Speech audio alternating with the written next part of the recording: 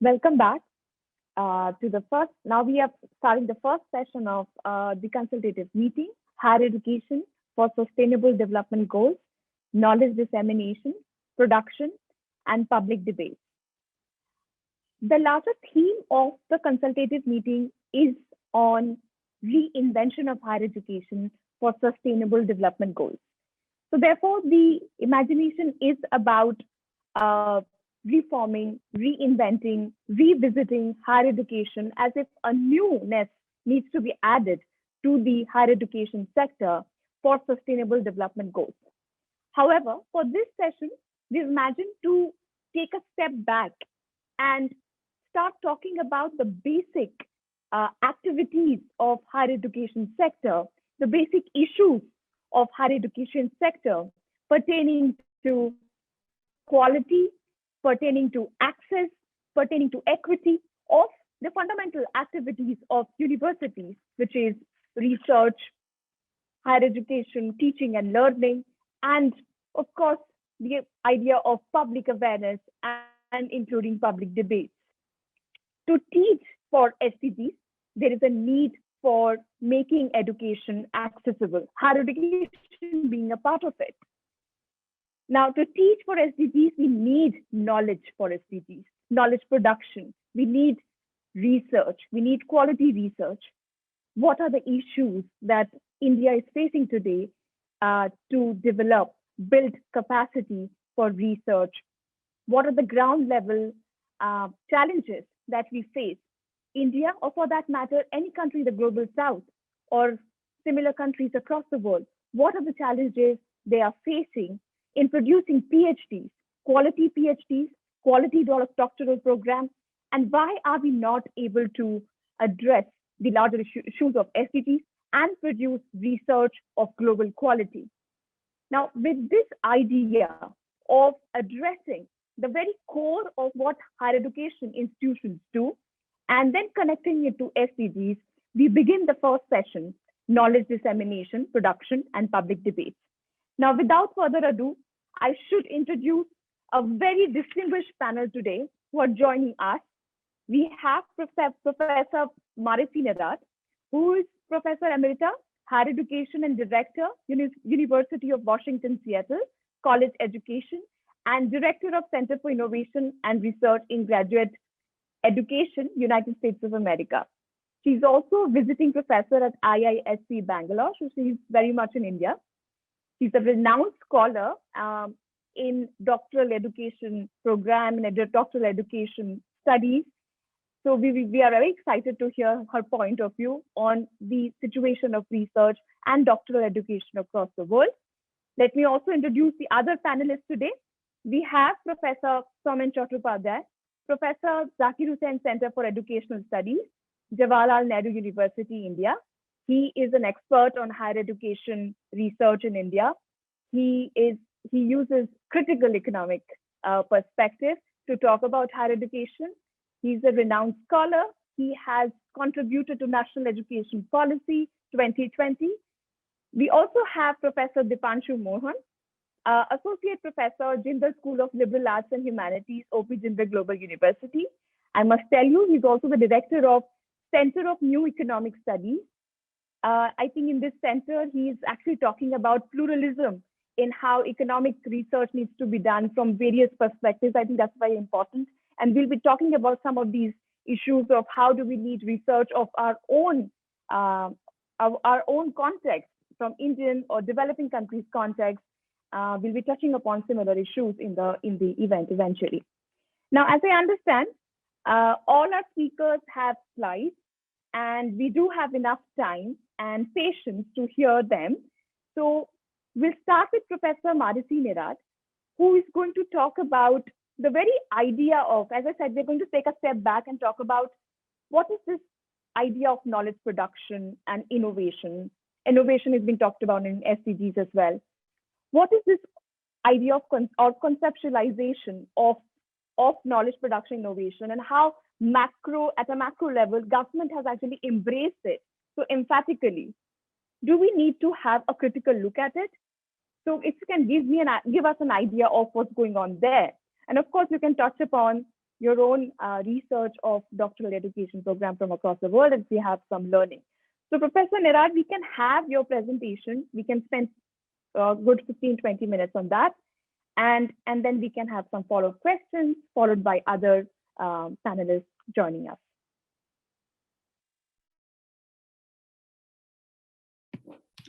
Thank you very much for inviting me and contributing to this very important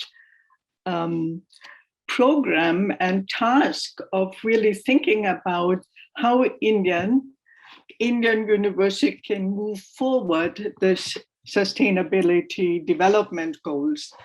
And I'm not only biased because my research area is doctoral education, but I clearly think it's really the area where we can contribute the most to societies where we are and to university. So therefore my, somehow it's gone. Therefore, my talk today, I hope it's there. It was there. No, sorry. I had it right there. Let me go back and find it again. I need to go out and then it was right here. Yes, so I should find it when I go share screen. Let me see, share screen. Yes. No, why is this not there? Now it's some advertisement. It sits on my, let me see, I don't understand this. I think, ma'am, you'd have to have the presentation open while you press share screen. Then you should be able to see. Have the presentation open, yes. And the background, yeah. I do, and then I share screen. Okay. Yes, thank you. So I now should work.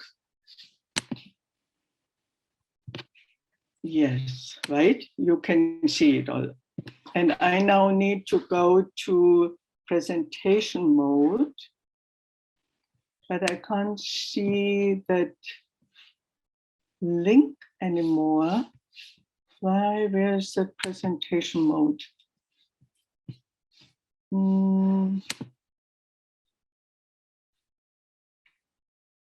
No, that's the wrong one. Normally I can see on the button. Can you see it now? Is it in presentation mode? Good.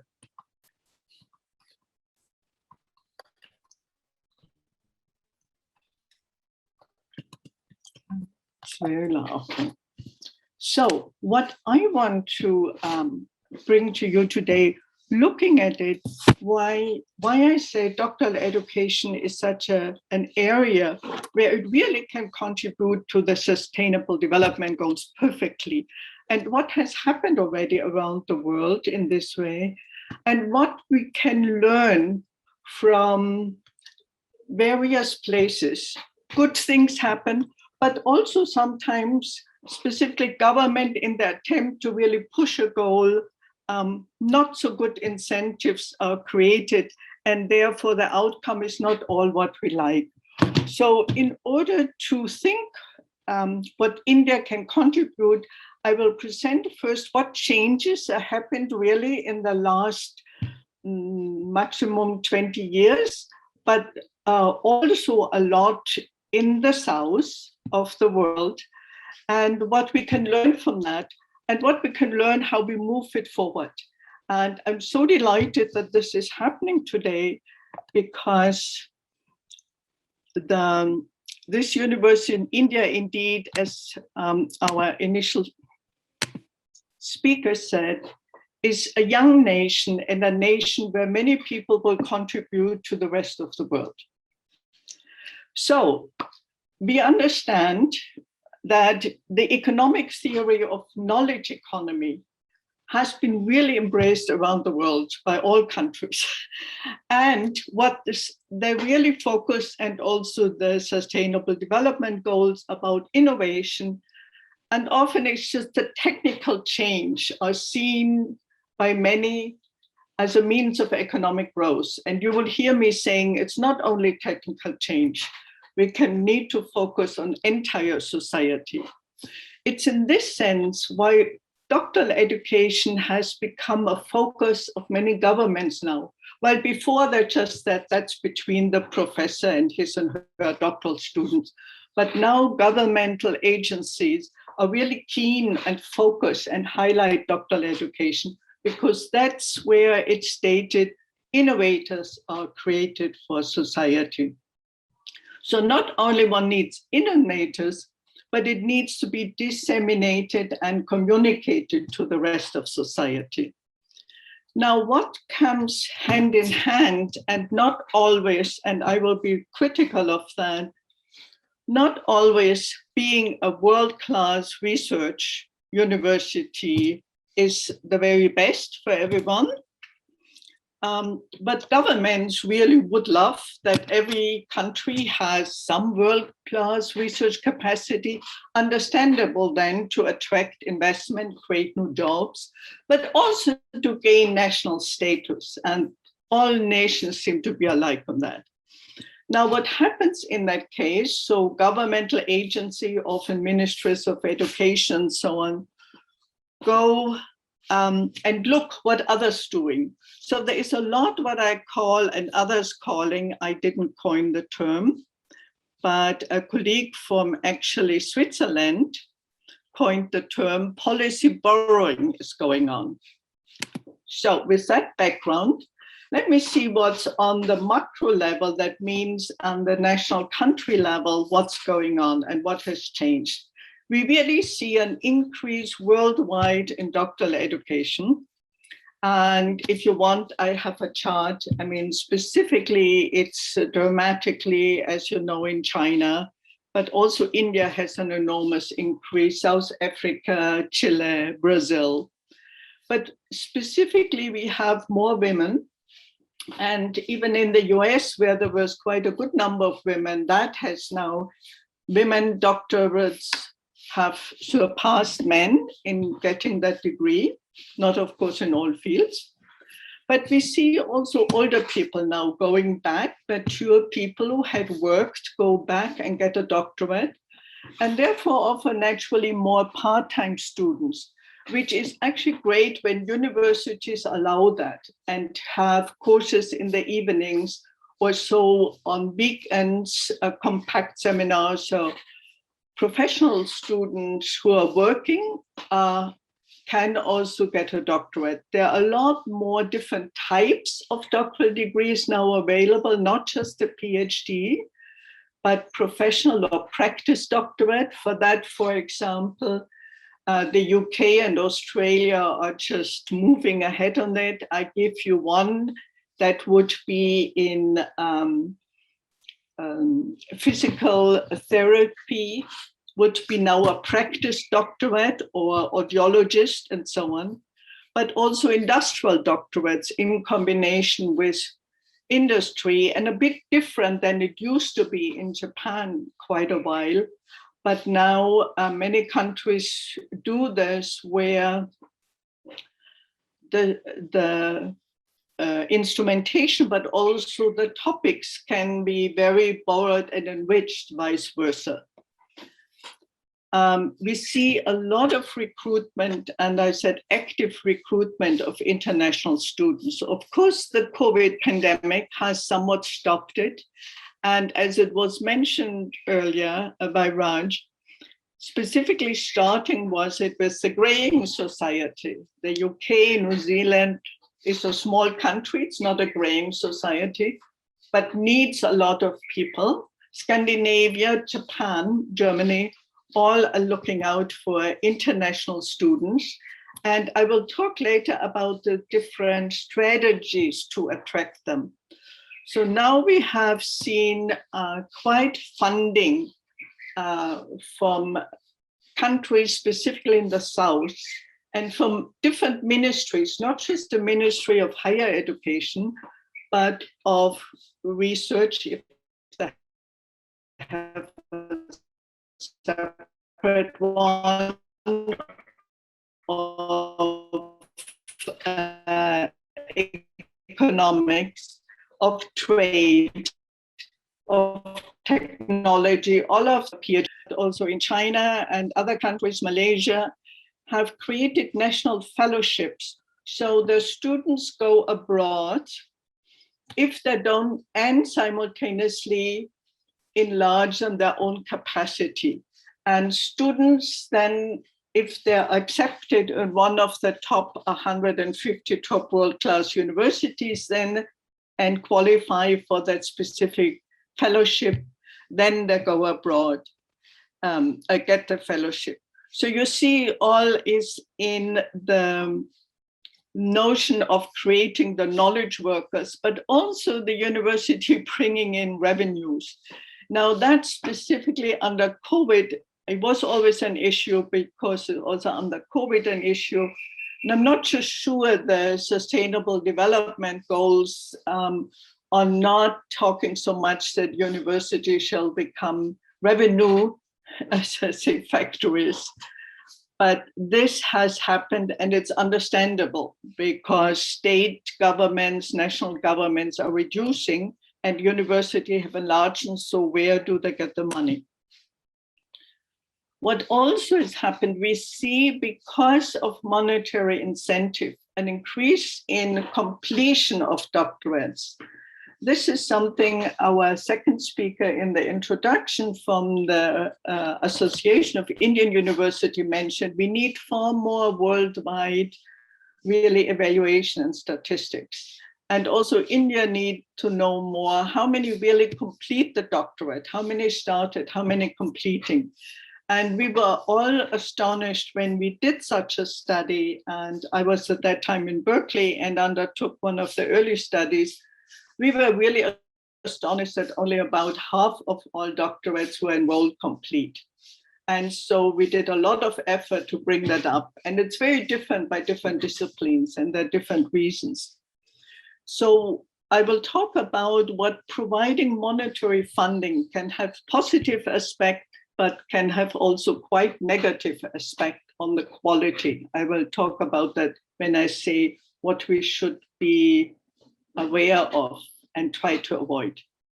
Now, another sustainable development goal was really that the university don't stay anymore an ivory tower as in the Humboldt area time and the idea, but really be closer to society. So not only to industry, but to all of society. And give an example from my own university, the University of Washington, Seattle, and even my own field, College of Education, where now our researchers go out and work in the suburbs, work with immigrant parents, work with teachers who are there with immigrants who have very different environments, and help teachers to cope with all these new incidents. So that would be bringing university closer to society. Or, of course, what's often happened, not just universities help, and I call this C4C, Centers for Commercialization.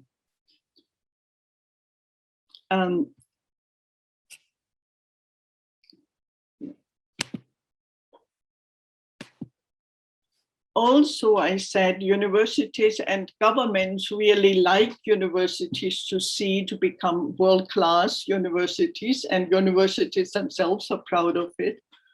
It creates status, it attracts, but it also attracts good students and good academic staff. And I gave some examples here, you can read them, how around the world people and governments created those excellence initiatives, all focused on doctoral education. I mentioned here from the European Commission, Union, the Marie Curie Innovation Training Network, an international doctoral program with many specific characteristics, but all around China, of course.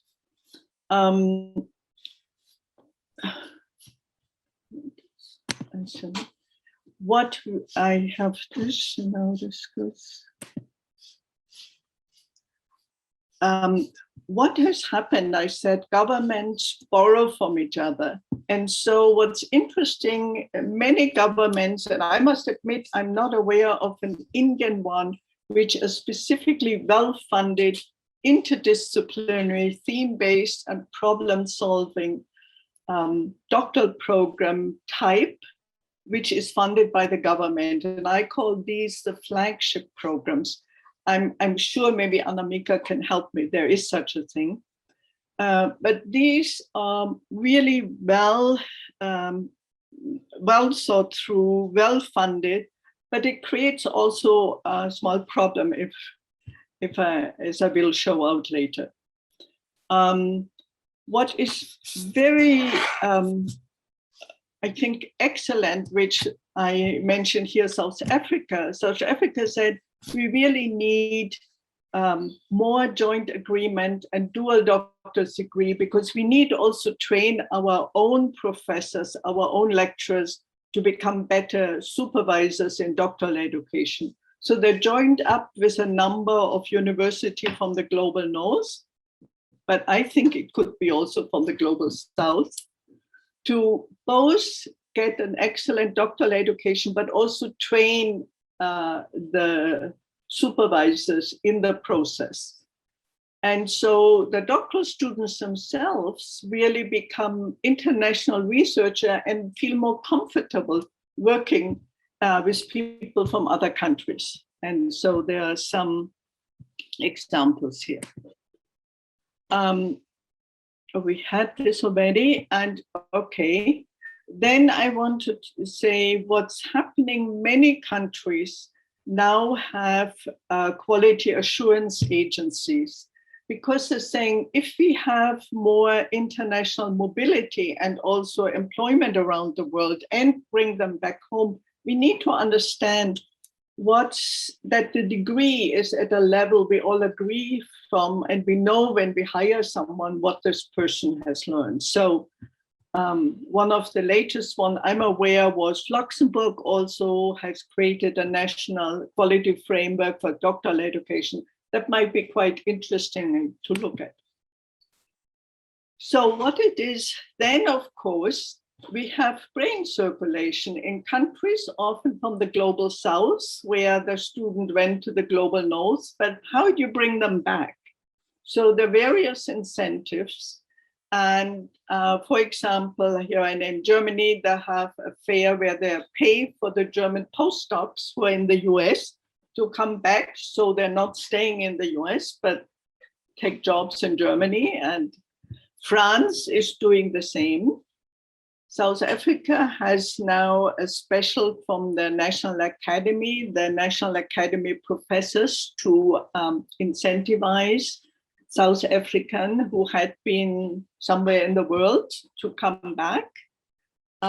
China provides those people who got a PhD elsewhere, residence status in major cities, which you may know is very complicated to get, but also they get quite some startup funds.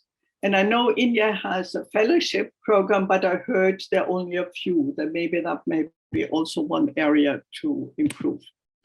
Now, on the micro level, that means in the program, in the department, with the students, really, it's not only enough anymore that our doctoral students have all the academic research competencies, which are this critical thinking, how to design research, how to analyze data, how to work in multiple teams, and know about research ethics and responsible conduct.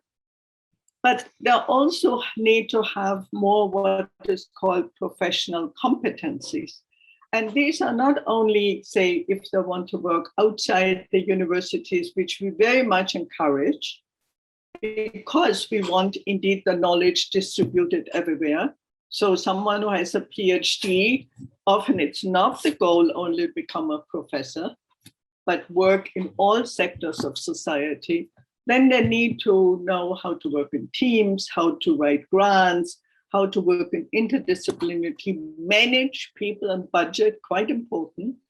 And during the doctoral program also help them how to think about careers. And third, which I mentioned before, by international collaboration, really know how to effectively interact, with people from different backgrounds, religion, culture, class, race, ethnicity, gender.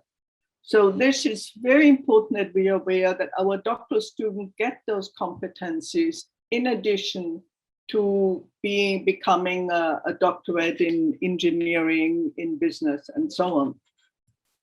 So when I summarize the common change, more competency, I just explained, more structured programs. You may know that traditionally the more European-oriented doctoral program, there was the professor and the doctoral candidate student or group work together, but that was it. And now in many countries also of the global north, in the US it had been the case since World War II, there are more than one supervisor, but a whole committee, which actually provides to the doctorate a lot more freedom, to doctorate candidate a lot more freedom, but also more knowledge from different professors and angles. So just recently, my colleague in Ireland told me that they did a research where Ireland has introduced now 2 supervisors and structured program. And he said it really proves that the doctoral candidates are so much better off and like it better. So it's their voice as well what happened to them afterwards. English has become a language, not in all university, but in most doctoral education programs, which helps for the mobility, international mobility. And of course, with this rising nationalism in many countries, this is a topic of criticism by some. And I think university need to stand up and say that doesn't mean that our doctoral students don't know the local language or don't know, but we really need a bilingual system. What is important that admission criteria to the professorate have become more defined and publicly transparent on their websites, so that a diverse student body can be admitted and apply. And also you see more, until recently in many universities, you needed to have a master's to get to the doctorate. Some allow now what's called fast track immediately from the bachelor. I think that's not yet the case in India, but that's a small issue. I talked already about the different types of doctorate, the national fellowship. Our attention is on the length of the doctorate, and there we may, of course, if the funding agency would like to know, but what has proven in Europe in the Bologna process, it says 3 years doctorate, and most of the European countries now say, actually, that's really too short, it's 4 years. And then there need to be full time. So as you know, in other countries, it's 5 years or so. I think one needs to not only go for efficiency, but for quality. And career planning and the development has become part in many countries now, and that's very important. So from the beginning that a doctoral student with the advisors, with the campus career center, start thinking about what do I need to do? So we call it a roadmap. How do you get from A to B? Ethics, and what we find that countries who have not had a centralized unit, which is an advocate for doctoral student and postdocs, or often masters too, and really looks out that the quality is the same in all programs and all departments. A centralized graduate school has been established, and which seems in the US, again, had it a long time, but it seems that in other countries, it's thriving. So the challenges, which I want to point out briefly, because I think when India moves forward, it should be aware of what didn't always go so good. If government is more interested in it, of course, it interferes more. Now, this is, it needs to accept that universities have also their autonomy, even if they get money from them. So what's happened everywhere is governments then fund certain research themes, certain topics, and certain disciplines.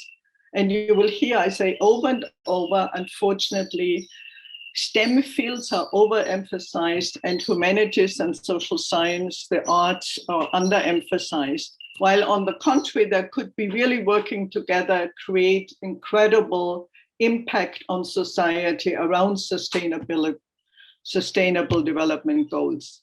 Now, what's often happened also is numerical performance indicators are there. How many more PhD have been produced? And on the one side, so more have been produced and have not looked about adequate employment options. For example, Chile has done that. And as I point out, Chile has specific fellowships, to go into other countries in the top world class universities. Then they have not thought about that when the people come back, and they need to come back after getting that entire doctorate study paid, not all universities can employ them or they want to work, but industry wasn't ready to employ them because they said, why, we don't need people who have PhDs. Now that is something that Chilean government and society and returned PhD people are working on. So it's an important part. But what has happened, I told you about this very well-funded, very interesting structured doctoral program. We see now a stratification within doctoral education, which didn't, there was always stratification, like top universities, like here you have the major deemed university, and then other universities, federal, state universities. You had a stratification, but now comes often within the same doctoral program, those who are part of these fancy flagship programs and the others, which I call run-of-the-mill. And so we need to be careful that we're not creating even more. We have already the top 150 and then the rest. So in thinking about the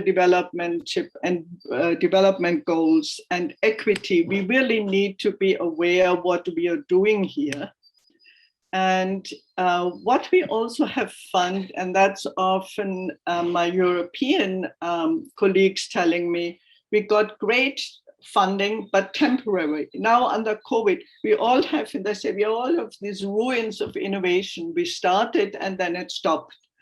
And the sustainability itself says it need to be sustained. So let's think in the beginning, while we apply or while we do this, how can it carry on, and also the funding be carried on or funded in a different creative way. I already said what's really a challenge is that government funding goes to STEM and the others get less and less prestige. You can see it on campus, even in the buildings, in the global north, as well as in the global south, buildings in science, technology, or so on, maybe medicine, law, still are big, and the others get smaller and smaller, but they're allowed to do a lot for fundraising. Sorry, I went too fast. Now, there is this issue of workforce preparedness, and I know my colleague who will speak this afternoon from the University of College London takes this up. It's important, and I feel also strongly that our doctorate really get prepared for working everywhere, not just in academia, but we are not to kill the doing research for curiosity. Why are we doing a PhD? Also because we're interested, we want to solve some problems. So it's the balance between the two is an issue which universities and university professors really think through. And now I hinted to it earlier,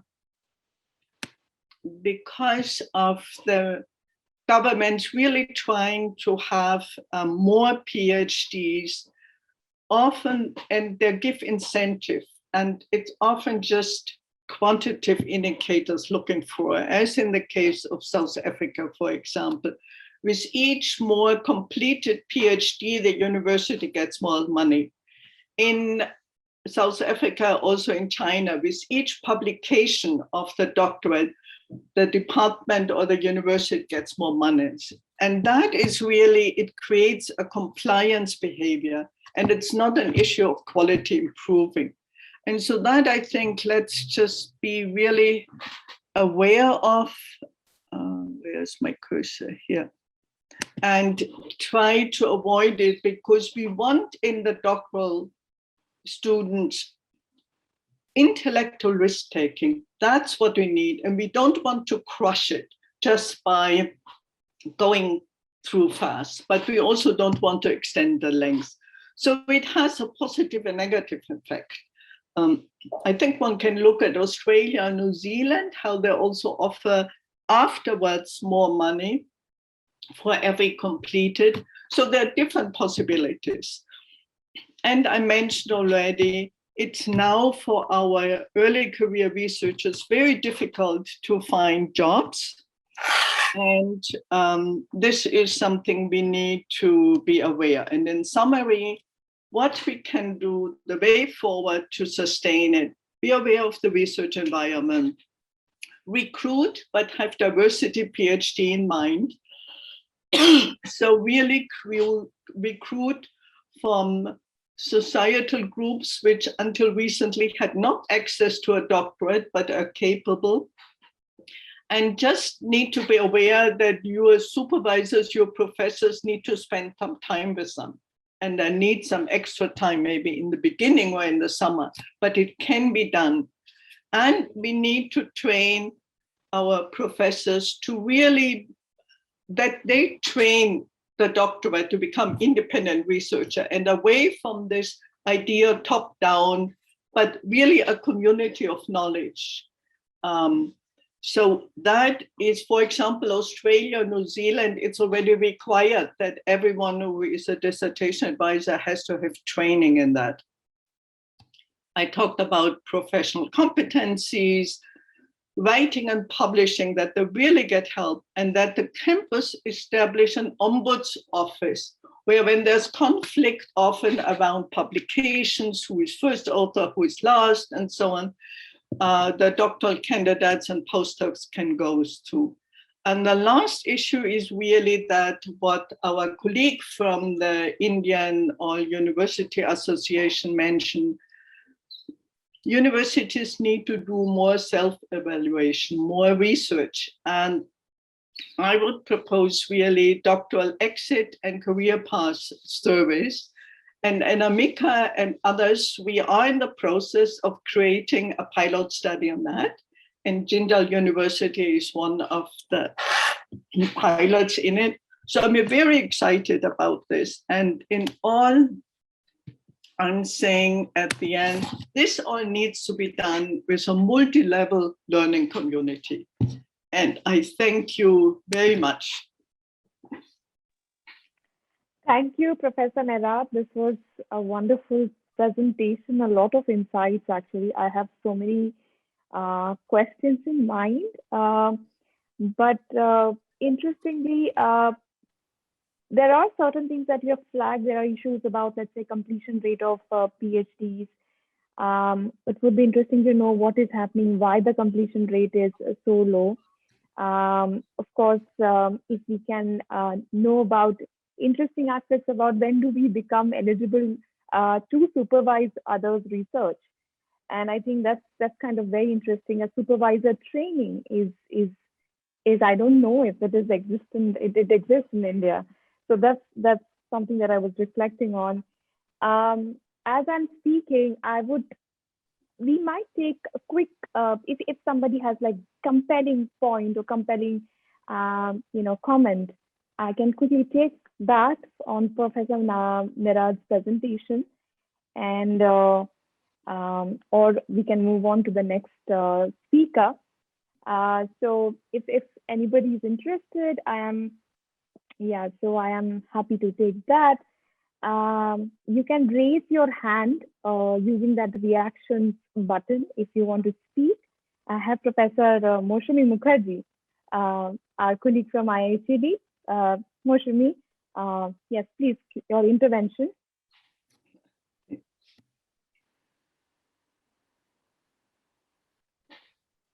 Moshumi, you have to unmute yourself.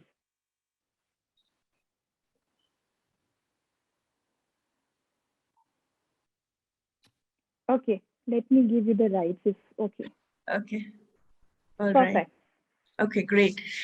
Thank you, Anamika, and thank you, Maresi, for that wonderful presentation.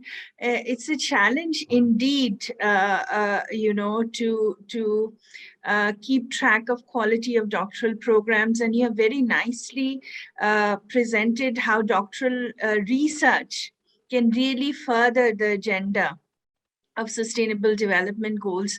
But I was just thinking about the practical nitty-gritties on the ground with regards to some of the suggestions that you made with regards to having co-supervision of doctoral candidates. And at this university, through the doctoral office, we've been also, I know the director has been also trying to set up collaborations with, and the UGC does have a provision, we can invite experts from outside the university that can be from within India or also internationally.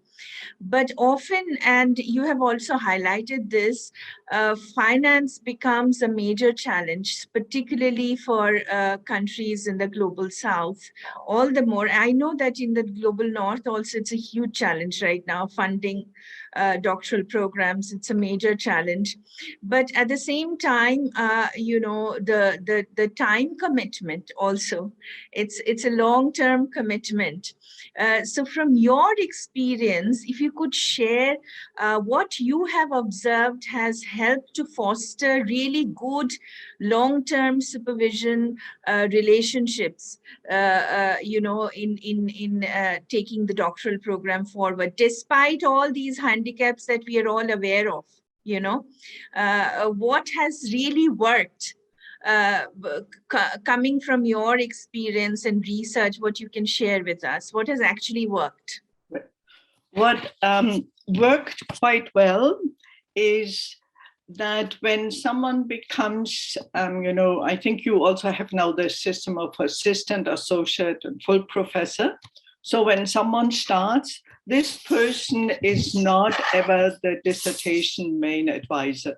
The person can be for the first 3 years on the committee, and therefore observes also how the main advisors, the more senior advisor, work. But in addition, for the first 3 years, actually for the whole 6 years until tenure or review, the assistant professor has a special mentoring committee. And this would be senior professors from the department plus from outside. And the person can also choose some. But the dean of every college need to make sure that the assistant professors do have that. So they can go to the mentoring committee and ask, how do I do that? And I was telling Anamika, I'm recently now working on research on taboos in doctoral education. So how, for example, often the early career researchers are reluctant to say that they don't know something because they feel, oh my God, I'd be reviewed by my senior people. Therefore, such a mentoring committee, which is outside of the review, and be sure that these are mostly also people who are not in your review committee. That seems to be very important and work quite well where they can go. We have also in many universities that specifically for women, there are groups and committees who help women specifically and often in the science. But the doctoral candidate, when the assistant professor can then join and select. So we have in many campuses like a women of color professors group where they go and join. So you have your own specific group. Like I would have in the beginning gone because I was an international student, an international professor. And in the College of Education, that is not very common because I'm not in teacher education, but most are teacher education that's local. So then communicating and speaking to others. Because yes, Professor Nerad. Yes, I think we can continue this discussion, and it's actually something that makes us keep thinking. And I can see there are more questions in the chat as well about COVID-19, unutilized funding, more hands. But because of paucity of time, we'll move forward to the next speaker. And if you can remove your hands now because it kind of distracts me, we'll move to Professor Saumen Chattopadhyay. And let's hear from him about the state of research of and in India, looking at the challenges and of course the future. How does it look like? Professor Chattopadhyay, over to you. I must begin by thanking Professor Rajkumar for giving me the opportunity to participate in this one-day deliberation. And I must thank also Anamika for roping me in. I would, given the time constraint, I would try to be as brief as possible. But it was a pleasure listening to Professor Maresi Nerad. She has given us a very detailed analysis on a very broad canvas at the global level. But I would like to focus on India. This is all I can do. To begin with, I personally feel that the way GDP is measured, and the GDP is the target of many nations, in particularly India, our obsession with GDP, it is in conflict with the achievement of the Sustainable Development Goals, because the prices do not reflect the crucial trade-off that are involved in the short term and the long term. They are scarcity-based prices, and therefore it's highly problematic. Secondly, when you are talking about research, knowledge generation, dissemination, ultimately what is important that the knowledge that we generate are implemented, right? So it is here what Douglas North, the Nobel laureate, has referred to, the adaptive efficiency. That means the sustainable development goal should determine. He was not exactly referring to sustainable development goal. What I mean to say here, that what is important here, that institutions adapt to the need, and the need is the overwhelming imperative, the sustainable development goal, right? So we have to make choices, the right kind of choices, we have to make the right kind of institutions, and then only the knowledge generation can get translated into effective policy making. Otherwise, knowledge generation is not going to effectively. And Professor Nerad and Professor Rajkumar also in his inaugural remark has mentioned many channels through which our research is becoming more and more useful, is being made to be more and more useful for achieving the goals. So what we need actually to create the right kind of incentive through the institution, through institution mechanism, and to challenge the status quo and the vested interests that are involved in the present economic processes. And the specificities of the country are very, very important. Now, all countries are very different in terms of geographical, political, and socio-cultural factors. So we have to be very specific about it. So the right kind of incentive we have to generate through proper policy making, where research can play a very, very important role to inform the policymakers so that we can build the right kind of incentive. This is how I look at the offered by Douglas North. What is the present status of research in India? That would like to set the stage before we go on to the challenges that we face. India is the fourth nation in the world in terms of the published science papers, right? I will show you the table in a little while. And right now, in higher education enrollment, less than 0.5% are engaged in doing PhD, right? Out of 37.3 million students.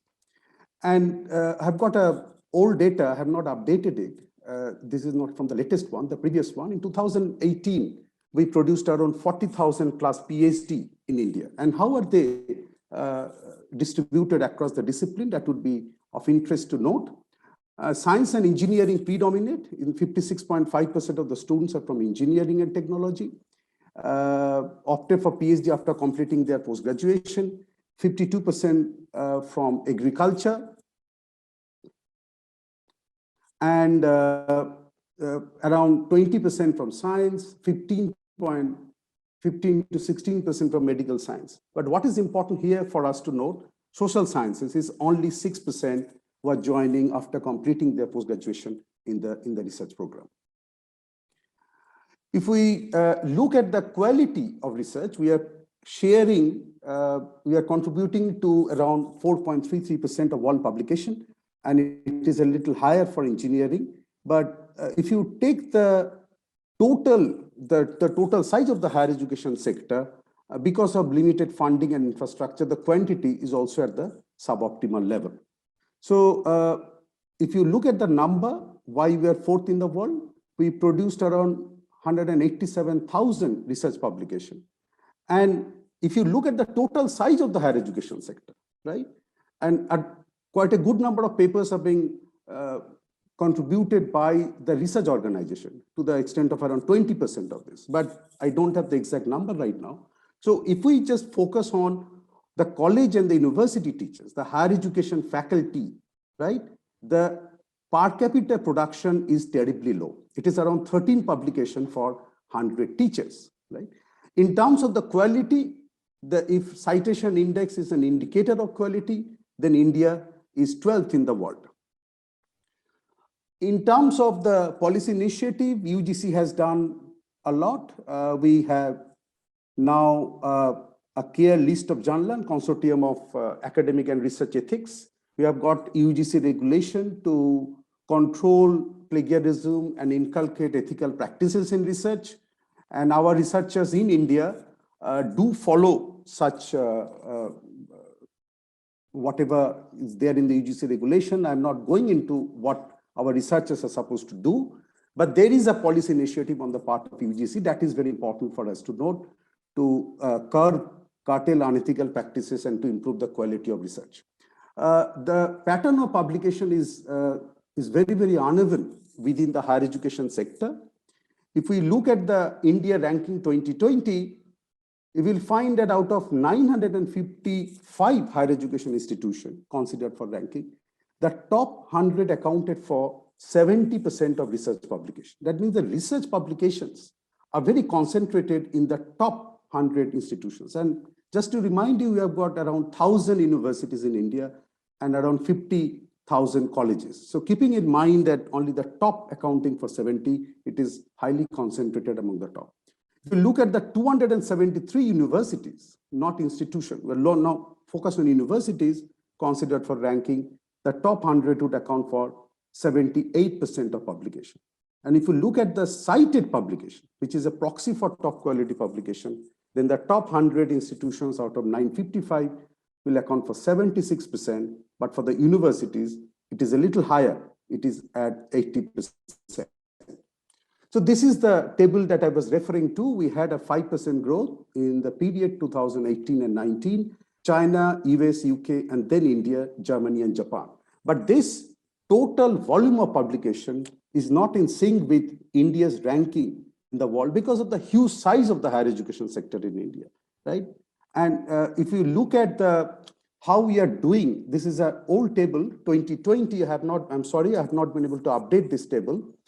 If you compare some of the best universities we have in India with the top in the world in terms of the academic ranking of world university, let us take the per capita academic performance of an institution, PCP on the right-hand side. IISc Bengaluru is around 16, IIT Madras 12, Calcutta 10, University of Delhi 11, compared to Harvard 79, Stanford 53. If you look at the total number of papers indexed in Science Citation Index, and you see the difference here, PUB, and if you look at the number of highly cited researchers selected by the Clarified Analytics, also you see the huge difference here. University of Delhi 7, and then Harvard 171, and if you take the Fudan University at 100 rankings 21.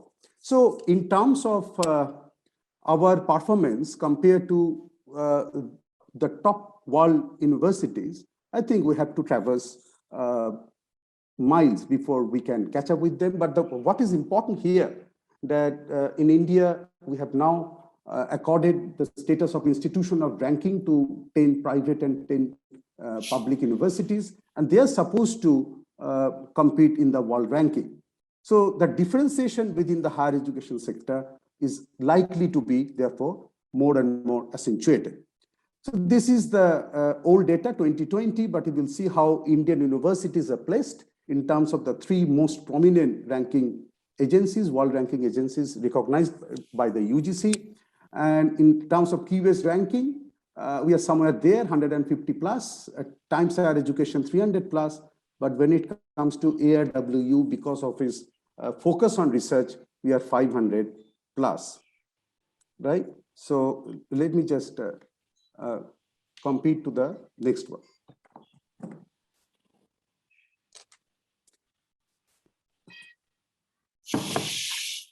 Sorry.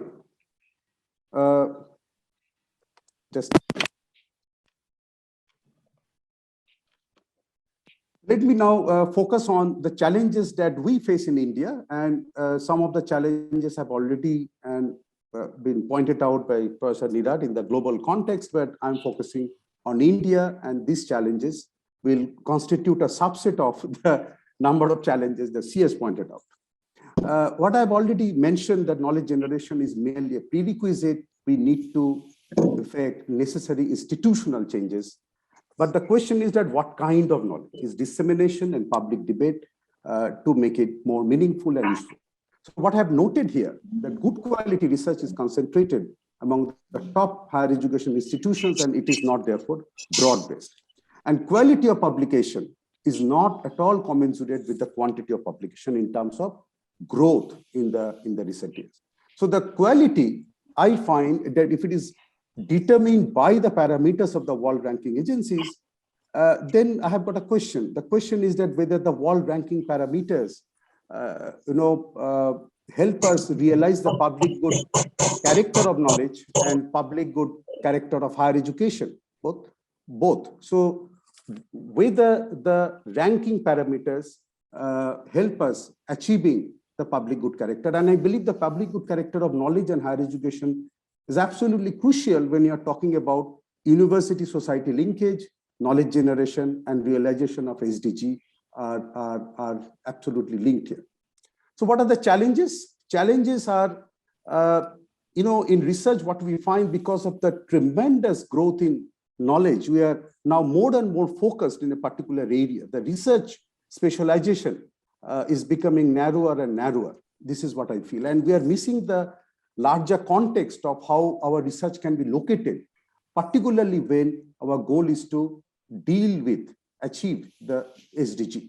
Research capacity, Professor Nerad has already talked about in greater details, but in India, it is very much true that the research training is lacking, and particularly I would like to focus on research methodology in terms of social sciences, at least, because I'm from economics. I can talk about it, that our training in research methodology, the kind of training that we impart in the classroom to the PhD scholars, something there is a massive need for improvement. We also have what is called Research Advisory Council, where apart from the supervisor, we have got 2 more faculty from the department and from outside the department who can be roped in. And this has been a very useful exercise for us, because now the PhD scholar can get the benefit of 3 supervisors, 1 major one and the 2 more. And this is really helping us to do to provide the right kind of guidance and training, and because the canvas is now much broader. In terms of the research support for funding, it is abysmally low. It is less than 1%.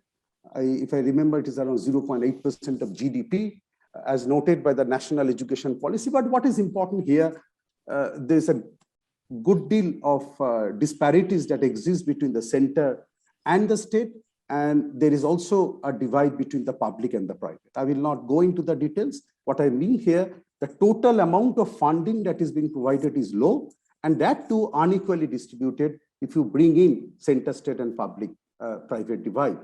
Funding for research is mainly, now for the specialized research institutions. Actually, the funding has shifted from college, university to the specialized research institutions being funded by the various ministries. And this is has got a very serious implication for us in the universities and colleges, because now we are badly deprived of the funds. So what we can do, the research culture is more like, publish or perish. This is equally true for many universities in the West, but as I gather from the literature, but this is very much true for India, that, as pointed out by the draft of the National Education Policy, and UGC regulation has failed in some sense, as pointed out by the draft, because we are more about producing, we are more concerned about the number of publications rather than the quality, and therefore it's very, very important. If we want to connect research with SDG, already pointed out, but it is very, very important, interdisciplinarity in research.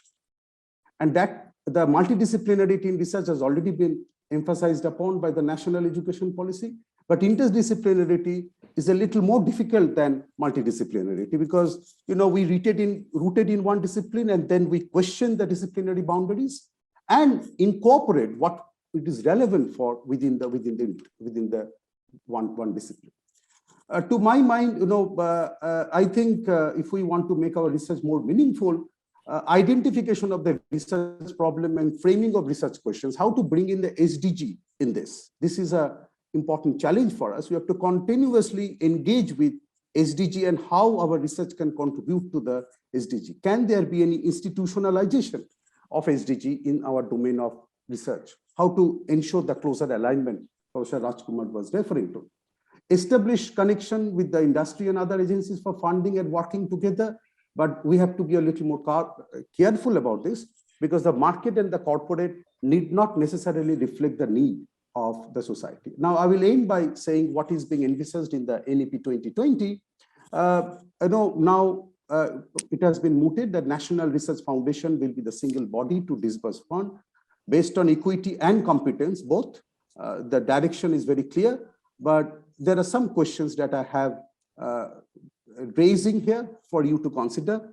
The first question is that, will there be adequate fund for doing research given the huge size of the Indian higher education sector? Since it's more likely that the research funding will be distributed based on competitive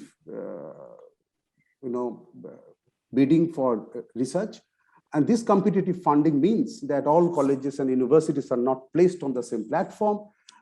Will there be an unequal basis, and will it accentuate the differences within the education system again?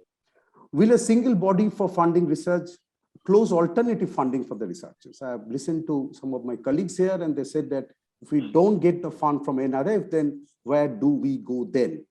And will the Higher Education Grants Council, which is supposed to come up in place of UGC, provide research grants as well, some basic funding for research to the colleges and universities before we apply for a major research project to the NRF? That is very, very essential. So let me stop here. And since the public debate is an important issue for the seminar, I thought I must share that the university has to be a democratic space, and we have to arrange more and more seminar, more and more interaction among the faculty and the students to have across the disciplinary dialogue We had a teachers union initiative here where all the Nobel laureates, every year, the faculty would come and present their work, and we get to know each other from each other presentation, how the world of knowledge is progressing. So the sensitization is very, very important. And that means the public space in the university is respected. In the wake of pandemic, it has shrunk. It is respected, and we have more and more inclusiveness and accommodativeness in whatever research activity that we do in the campus. Let me stop here, Anamika. I think I was taken enough time. Thank you. That was actually phenomenal. I think a lot of information about Indian research situation. I've been taking notes. I really would like to have the slides and go over it again. We have paucity of time for sure, but then if there are some compelling questions, comments at the moment, I'll be happy to accommodate. And I'm already looking at a 10 minutes overflow. We need to hear Deepanshu as well. So, and we do have like a 1 hour break between the other session. But yeah, as I was saying, I was completely, engrossed in the presentation that I couldn't tell you that please use your full presentation mode. So no, I'm sorry for that. Yeah. No problem. Yeah. One thing is about public good character of higher education is affected because of too much emphasis on ranking. So which is why I think it's important now to look at if we are now talking about impact ranking, what are the new set of problems that may arise with that? Maybe that would be interesting. If there are quick comments I can take, if there are hands, if any react, you can use the reaction button. If there are comments, we can take it now, or we can move on to the next speaker. Given the paucity of time, I think we should move on to the next speaker. And if we have time, we'll get back to if we can have more comments towards the end. Deepanshu, over to you. All right. Thank you, Anamika, and thank you, IHAD, and most importantly, Professor Rajkumar, the Vice Chancellor, for, I think, creating an institute which I think had a small team bringing in researchers. And I know Anamika and a few of us, we have seen how IHAD as an institute has evolved. I'm following the work that Moshmi and the team also share. So it's fascinating to be a part of this seminar, and I feel fortunate to be included amongst an esteemed panelist and a team of an esteemed panelists. So Professor Nerad and Professor Saumen have already, I think, described in quite explicit detail the state in which the higher education landscape, I think, at a macro global level and at a macro Indian level is. I felt for the purpose of this particular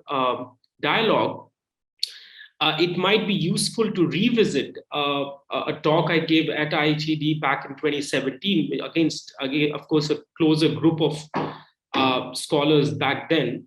And given the work that some of us have been doing in the area, largely in the broader area of development studies, and my own work sort of intersects in the areas of inequality studies and development economics. But more importantly, what I felt was that this is an issue which we're all sort of deeply concerned about as teachers and researchers. So it might be a useful time for us to sort of get back on what we discussed then. I would just limit my observations to talking about not just the Indian higher education landscape, but largely education in India as a whole. And I know it's futile to simplify or oversimplify too much. But if you look at largely the concerns in a critical exercise of what's affecting the higher education landscape, I think the three major concerns that I see, which have, I think, only amplified with time from what I could see in 2016-17 to what it is now. And these are concerns of equity, efficiency, and elitism. I add the concern of elitism precisely because of the deeply asymmetric nature of education sector in not just India, but I think a lot of the developing world, where you do see that as institutions are getting less and less supported by the public sector or the state, there is very little option but than for them to move towards a self-financing or a sufficient model to move about. This was an image which I remember the talk that we had long time back, and it was put by an artist, a modern artist, on describing the attitude of the learned in the 21st century. I do still find a lot of relevance in looking at this image, and I was somewhere compelled not to remove it while I was sort of updating the content for this talk. I do see that there is a lot that we can sort of deconstruct and follow in on what the image personifies. It is largely giving a sense of what education at a macro level is doing to the self and the human self. There is an element of a masculine entity, which is predominantly sort of shaping the way we perceive education. And there are a lot of ways in which those dimensions can be studied or interpreted. But I do tend to agree that there is something to be said about the fact that we are in a space today where education no longer just inspires, but is more of a means to an end, largely in terms of certifications, getting a job, workforce preparedness, and a lot of things which are very different from, let's say, a lot of people might see the knowledge function of an education to look at. And so in the words of Immanuel Kant, if we were to sort of go back and look at this understanding of the function of knowledge creation, I really find these two quotes extremely valuable. And I want to sort of take a very quick minute to reflect on this. In the kingdom of ends, everything has either a price or a dignity. What has a price can be replaced with something else as its equivalent, whereas what is elevated above any price and hence allows no equivalent has a dignity. Another mention of a quote by Thomas Jefferson: "He who receives an idea from me receives instruction himself without lessening mine, as he who lights his taper at mine receives light without darkening me." Now, Jefferson here, in a lot of ways, what Kant does is talks about the role of dignity, which is unsubstitutable in context to looking at how important education is in realizing an individual's ability or capabilities to transform, or largely in very simple terms, to evolve. What Jefferson conceptualizes here, and in his own words, is the idea of what we may define today as a public good. Now, while knowledge in its creation and dissemination is widely recognized as a public good, Anamika has mentioned about that, and so has Professor Saumen, the role of higher education in India has often been seen as a quasi public good, given the distributive role of both private and public institutions in both the processes of knowledge creation, knowledge distribution. Now, it's important to realize that the function of knowledge transfer or dissemination is a collective function of two or three things. I feel that this is important in the particular context of during COVID or a post-COVID normal that we are going to get into.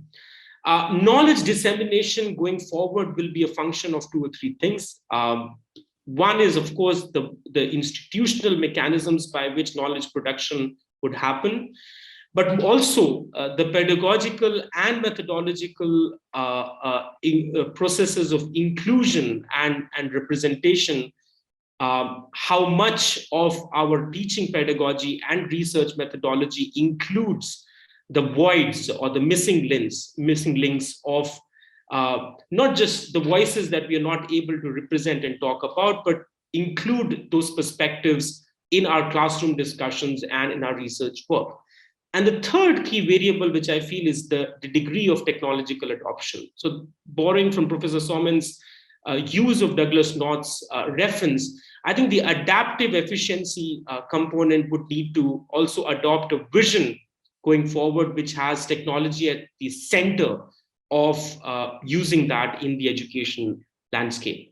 Now, I was introduced to a fascinating text by Anamika in preparing for this talk, and I don't want to sort of get too much of time taking in, but for the audience who might not be aware about the different models of university and the experiments of university that have been at play, we've had different visions in which we've had knowledge centers created, some in form of guilds, some in form of research universities as part of the Humboldtian vision, some in a more of the developmental landscape back in the 20th century when the United States started providing land grants for centers to come up, and the more of the recent times, the entrepreneurial sort of university model. So there are different ways in which you can see or understand of what function, value a university might create.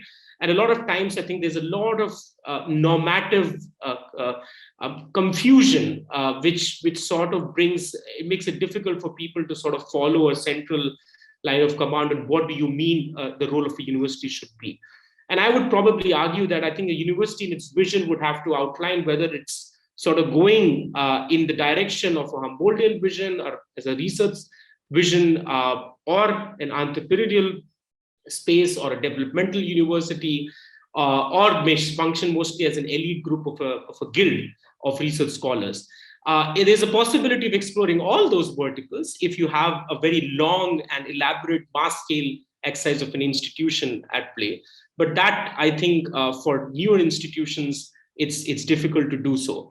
So I think defining those normative questions is very important. Now, what you see in the current context, and especially in the developing global South, and I would say India is no different. You could take South Asia even as a regional example. I think there is somewhere at a normative level a deeper question where we're not sort of clear very much on whether higher education is still to be seen as a right or a privilege. And this sort of divide surfaces somewhere from the quasi public good nature of higher education itself. But I think somewhere because there is that means to end analogy of getting a higher education degree and then getting a job, there is that question which is often asked. And I think jurisprudentially going forward in the next 5 to 10 years, the way socioeconomic rights and its allocation of those rights are debated more extensively and assertively, it is likely that we will see this sort of the so-called quote unquote privilege turning more towards a right. What happens that when you have a deeply asymmetric, privatized market, which externalizes or internalizes centers of knowledge creation and dissemination, education does sort of limit itself to becoming a commodity. And I think there the responsibility of those who have a vision have to stick to that vision and those values, I think, throughout, even though it might be appealing and humbling almost to sort of give way to becoming an entrepreneurial university while sort of moving away from the values on which the university was first started. What I would like to just briefly comment on is that we are at the point of facing some structural concerns which are in the equity, efficiency, and elitism space more profound than ever before. And I think it's important that we define or we look at what efficiency or it needs to be seen as. It's quite evident that yes, universities need to be efficient in what they do, but what to be efficient about is a question worth asking. We have universities emerging as publicly accessible bodies of knowledge. Technology, I think, has a lot of role to play as you make courses, you make content, lecture materials more widely accessible. I think YouTube is doing a phenomenal job. A lot of the work we do in our research is all published in open source platforms. And I think a lot of the work in open source research is sort of doing that. But the value attached to the university largely involves around the access of both intrinsic and instrumental worth itself. And on one hand, the knowledge stored, generated, or transmitted by the university might be seen to be intrinsically valuable, being worthwhile in itself without any further justification. So it's very important that we have those values in place which clearly outline what instruments we are trying to use to stay efficient as a body of knowledge which is committed to a community's development or a nation's development, which takes to the other point, which is like, what does pedagogy and curricula in principle seek to achieve. And I think there, Kenneth Arrow, a famous economist, did outline, and I feel that those three principles and elements are quite sufficient in the way in which we can look at the higher education sector, is the fact that you have the commitment to train individuals with skills or vocational requirements, depending on what a particular institution may have its commitment towards, whether it's STEM or non-STEM fields. But if you look at developing individual capabilities and incubating social, constitutional, or civic values, I think those two often get sort of ignored somewhere in the process of which of what a university is also committed towards. I think the particular mention of constitutionalism, civic values is particularly important now for even STEM colleges, which are now having humanities department and social science education getting embedded in the science education. More importantly, you need stories, and you need, as teachers, stories to communicate to students, to be aware about their class, to be aware about their race, to be aware about their privileges as being part of operating under cultures of patriarchy, and many of those issues which I think make the pedagogy of an inclusive and more efficient education system possible. So very quickly, there's something which we did as part of the research center that we've been sort of working towards in exploring concerns of how equity and equality of opportunity or equality of outcomes need to be sort of settled in. And as for those who have been reading about these issues, John Rawls' difference principle and a lot of the concerns around access, which seemingly come out in case of availability of resources, affordability, approachability, a number of those ways in which access is sort of measured. I think it's an important metric. Professor Saumen pointed out a very important point that you don't have metrics right now where we can get a better diagnosis at a policy level about what the state needs to do and what, I think the effort of creating this index was somewhere committed towards that. On elitism, I have only one very quick thing to say is you have elite groups inevitably present in universities and institutions. I think the education process itself is such that there will be a handful of you who will have access to more knowledge production networks. The interesting thing is, I think the role of minimizing elitism is a concern closely shared with questions of democracy, transparency, and accountability. You have minimizing elitism as a responsibility where democracy has a function when it comes to making the elite responsible for their actions. Otherwise, you'll have a very handful of you corrupting and reducing efficiency to ensure that they do control the knowledge production and dissemination networks because it is lucrative to do so. Now, what does the index do where we can get a brief understanding of what equity concerns are? And I don't want to sort of talk about in detail about what the index has done, but very briefly, this is consistent. The ideation around the creation of this index was consistent with the goals of the Sustainable Development Goals, which is in the seminar's own space, a very key concern as part of what we are trying to do in reforming or reimagining or reinventing the higher education landscape. What you have to understand is that a lot of concerns around access, a lot of times the debate is that whether you have access to certain instruments of basic essential public goods, increasing the value of the outcomes that are in place, making people to be better in being educated or in having a healthy life, having more income.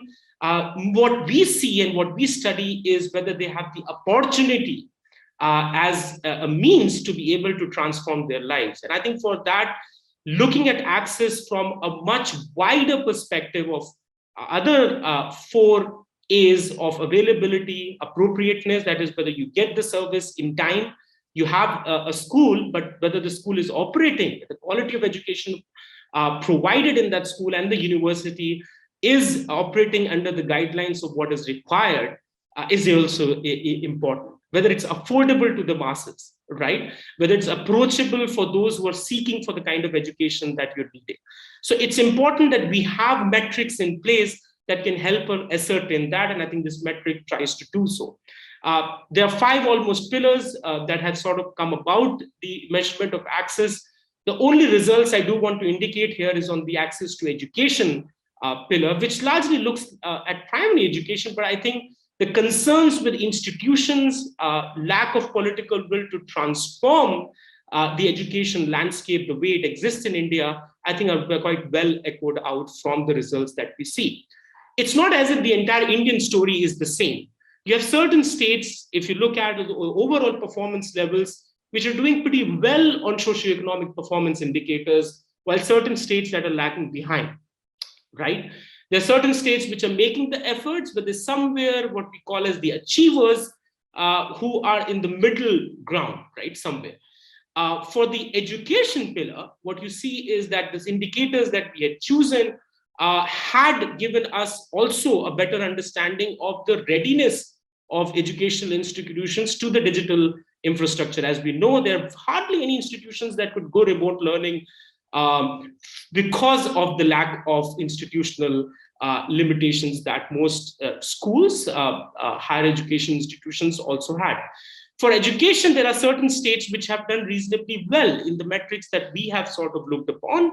And these states do surprise us in a sense that they are not the states which have the highest sort of gross state domestic product performance or do not represent the productive capacity of the nation.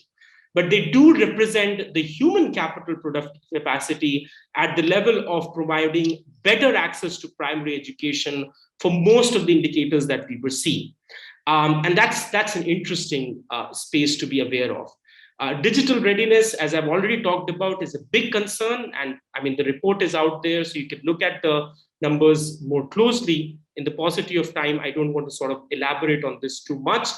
What we do want to look at is the geographical divide and the gender divide, which has made the concerns around education, not just at the lowest most level, but also at the highest most level, most excruciatingly disturbing.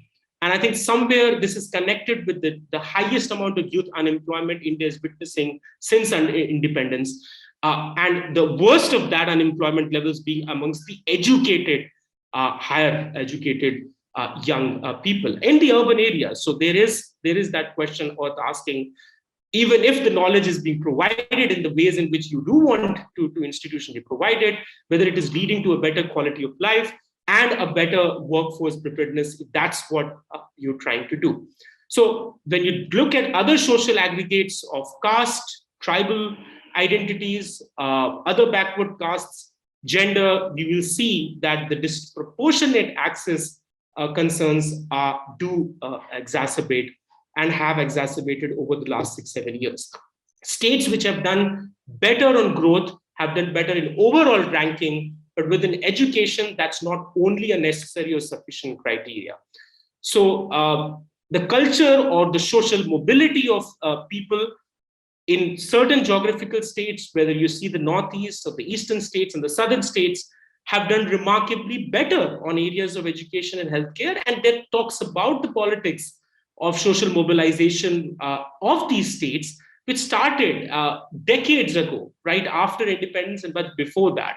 And it tells us a lot about what we need to do in terms of creating that processes of knowledge transfer. With that, I'm just going to maybe bring this to a close.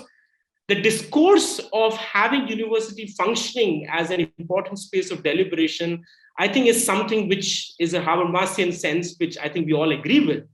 But to start off, I think we are at a stage right now where the divergence in the processes of equity, efficiency, and elitism are growing that wide that it is going to make us very, very difficult to turn the clock back once we've crossed the post. Thank you. Thank you, Professor Mohan. Why did you end on a pessimist note? But I understand your critique of elitism, and I understand, when you talk about the critique of elitism in terms of how universities, what role they have played, because of your own work of we've noted over the years how you've been reaching out to the public at large. And with your, you've just showcased your access to the index that you have, your team has worked upon, and the information that we got through access to education index. I think it is an exemplary of what Dr. Mitchell was talking about in the morning session about how universities can actually inform policy making. And for that, you have some data coming out. So this is actually, again, what as we were talking about what higher education can do for sustainable development goals. And it's kind of complex, like, it's kind of complex in the sense that there are so many possibilities. At the moment, what I'll do is ask people to, if participants who are here who would like to ask questions, I can see certain comments on the chat box. I'll go to that. But if you want to raise a question, you can raise your hand using the reaction mode. We can take a few comments. I know we are kind of overflowing, but it's okay. We can take 10 minutes. We have that time in the schedule. If we have any question, we can have reactions hand up. I know that there was. Let me start with Professor Mohan. We were talking about this idea of and when I look at this presentation, like, I know that how Professor Mohan talked about philosophically, you started with that sort of a conceptualization of what we're talking about: knowledge dissemination, production, and public debate, and then of course Maresi bringing in the idea of at an international level, what are the issues that are being grappled, and Professor Saumen Chattopadhyay talked about the Indian context. So I can see the relevance of how we can bring that all together. Professor Mohan, with your, you've been reaching out to the community, you've been reaching out to the public sphere over the period of, your career. You've seen that very closely, being your colleague in Jindal University. Can you talk about the challenges? The opportunities are immense. We can see the results coming out, the outcomes. What were the challenges? How did you kind of, were there backlashes? Because within academia, the public sphere is also seen as where you are diluting the rigor, and you are kind of like, you're not acceptable in the normal, academic community, the kind of work we do when we reach out to the larger public. Now, so let's hear you from the horse's mouth. What was the process like, and what did you do to overcome those hurdles? Yeah, well, I mean, see, there are two points here. One is the personal sort of journey in sort of moving away from the structures of institutional boundaries that are created, which, as Professor Saumen pointed out, you have an attitude or a culture institutionally, you publish or perish. Keep working on as many publications as you can. And because the quantum matters institutionally, we are sort of all obligated to meet that. At the same time, we also have, as educators, a social and, in a certain sense, a political responsibility to sort of go out there and understand whether the work we are doing is it actually reaching out to the people. That's one. Second, how are we appropriating in a certain sense, the sort of the work of communities that may be sort of solely suitable for our own research interests, and because we have a requirement to institutionally meet so. So I have found it personally, and I think this is a personal opinion, very hypocritical. I think academicians, particularly in the way in social sciences, and I'm just going to talk about social sciences, in the Indian context, those who have made the job easier by sort of reaching out in a higher institution, in a privileged setup, in your ivory castle, are not doing as much as they maybe perhaps need to in going back to the community to understand what's really happening. The reason why that pessimistic picture becomes or sort of looms larger than ever before, and that's, I'm personally an optimist in every way, but the way at least I see it is there is an increased disillusionment and disenchantment within the unorganized rural base, which is more than 75% of your population, so as to speak, whether it wants to get the education at higher level, because it's not seeing for everyone around them the way it is working out to be for others.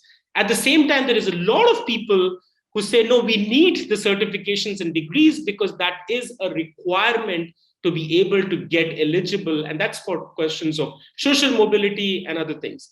Having said that, none of the groups, the disenchanted group or the very interested or inspired group, are seeing the way the production and distribution of knowledge is as we are discussing it right here, right now. So I'm saying that there is a gap, and that's connected with the growing elitism we have accumulated within the gated communities of our own institutionally created structures. So that is deeply worrying for me, because equity, efficiency are connected with the fact that if you can reduce your sort of hold a concentration of power of, I'm happy being inside campus and talking about as much as I can. When I go out and I talk, right, it's a very different, I mean, look at the field essays, and I've shared links in the chat box for the audience as well. Just see how much of the youth, as much in the National Capital Region, in Wazirpur, Badli, is disenchanted with the very idea of getting a higher education degree, because there are a couple of them sitting with an MBA, a master's program, but they're working as textile steel workers, hand cutting steel with their bare hands. And it's not the state of just, a geography of a few cities. That's the way our growth model has centered itself for a very long period of time, much from the post-90s, but post-independence as well. My sense is, if you do not aware or make yourself aware as academics of the responsibilities you have, I think you'll run the risk of alienating yourself even more. People don't want to engage with professors that much on the field. They see that you are just, you'll keep giving a lecture all in and day out, and there's not much that we can get to get things done. They want to get things done, but you have to understand their concerns as well. But that's where I'll probably pause. Yes, Professor Mohan. So I can see there are certain comments in the chat box, but we've already passed the time. But we can quickly just have Professor Saumen coming in. Motion is asking about international collaboration on supervision. I also have similar thing in mind, because when Maresi did talk about it, co-supervision or a committee, which is a standard practice internationally, but we know in India, students on the ground level have been grappling with the issues of conflicts among faculty, and there are other sort of governance issues that comes in. Do you think that as like a challenge or which requires an overhauling of how collegiality exists in the university space in India? And also, because you're from JNU and you've been training research students over the years who are coming from diverse socioeconomic backgrounds, do you have anything to say on that? Like, how do we train people, taking them from the ground, and the idea of social mobility that comes in? Okay, thanks, Anamika. I would begin with the last question first. I think the students who are getting admitted in the PG program are not well trained very often because of the poor UG. Those who are getting admitted in the UG, they are not very well trained because of the poor school level education. And this is true for our PhD program because of the admission policy which is announced by the university. Keeping in mind the various categories, seats which have to be reserved for various categories. That is very good, but the issue is that not all the students are very well competent enough to undertake the journey in PhD, because their master degree training is very, very poor, right? So it's a very difficult for us. The class is hugely diverse. Some students are very well trained, but the 2/3 of them, I believe they need to revisit their PG training, whichever universities they are from. And that is a big challenge for us. In terms of the collegiality, I believe the graded autonomy, as I mentioned, it allows for collaboration, right? But the initiative has to be taken by the faculty, I believe. We need not look forward to what the university authority can do for us. At our individual level, if we can engage with the international scholars, rope them in to teach together and guide together, I think I, as an Indian scholar, stand to gain immensely from this kind of initiative. Because when I hear how the classes are conducted in the best of the universities abroad, They're focused on the reading and discussion. And here we are more or less, this monologue that we have in the class. I think there is a lot to learn if we, work together. And the faculty initiative is very, very important. I mean, we should not look forward to the university competent authority to facilitate the process, but at our own level, we can do much more. And this is very, very important for us. Very important for us to collaborate with the international faculty in our respective areas and learn from them, and it would percolate down to the training that we impart to the PhD students. This is all I would like to say. Yes, thank you, Professor Chattopadhyay. Last comment from Maresi, because we've talked about that quantum of PhDs and quantum of research papers vis-a-vis quality. I have a curiosity of how do you conceptualize quality of PhD? Is it about because we have this idea of published PhD is a good PhD, but then what about impact? What is quality in PhD, and how do we conceptualize that very quickly? So I'm very happy you asked this question, because I was mentioning briefly, I'm right now with a group of early career researchers from around the world who just finished a doctorate, talking about exactly what both of the current speaker mentioned, just public and parish. And they saying from China, they were saying now we're supposed to have 3 annual papers, but in fact, we all feel we need to have 5. And I see some have 7. And this is absurd.